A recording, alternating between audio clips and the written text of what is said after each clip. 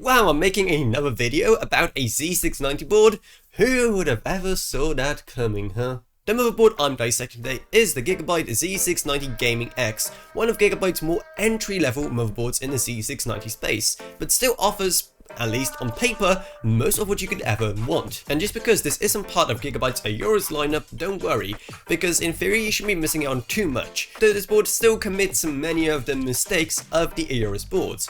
For example, when it comes to its PCIe expansion, you get yourself 3 PCIe 16X slots, plus 4 M.2 slots, and that's it. There's literally no 1X slots, even though pretty much all the other boards I covered so far do have it. And it is still extremely useful to have. It's still an interface that so many expansion cards use. At first I thought they're just directing all those PCIe lines to M.2, but then I realized that there's so many other motherboards like the MSI Pro Z690A, which I covered recently, that do have both 4 M.2 slots, but still find space for a 1X slot as well. But no, all that valuable space is instead being taken up by these massive shrouds. But whatever, let's move on. Power delivery wise, it's great as you can expect, with a total of 12 pins going to the CPU and a total of 16 phases going to the CPU. And as always when it comes to rear I/O, Gigabyte really shows everyone else how it's done. It has a total of 9 USB Type A ports of several different speeds, USB Type C, and once again for whatever reason they're sticking to just 3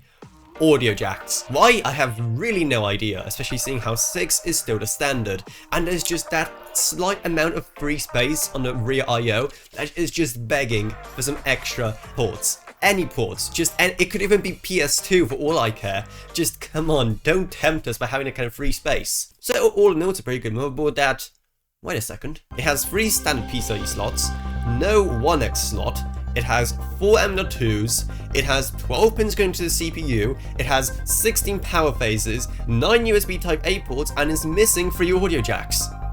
This is literally just the Z690 Aorus Elite, isn't it? I did it. I solved the mystery. That's it. Video's done. Bye. Yes, this board is literally just a Gigabyte rebrand of their own motherboard. And literally the only differences between the Z690 Aorus Elite and this motherboard is the looks. In fact, even when you look on the overview of these motherboards on Gigabyte's website, it's word for word the same for these two motherboards. So I guess if you want to learn more about this board, then go check out my Z690 Aorus Elite video. So why on earth would anyone pick one of these motherboards over the other?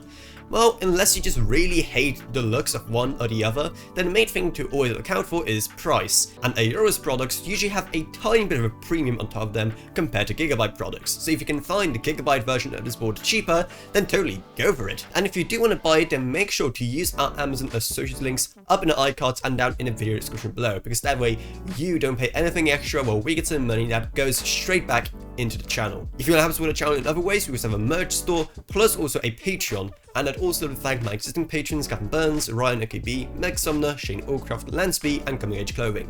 Thank you guys so much, support truly goes a long way. Down there you're also going to find our Discord server if you want to talk to me or as a Discord or whatever else really, plus there's some social media links as well. But anyway, that's what it's, I hope you enjoy this video. If you did, remember to subscribe, like whatever, and I'll see you all in whatever I make next. Goodbye everyone, goodbye.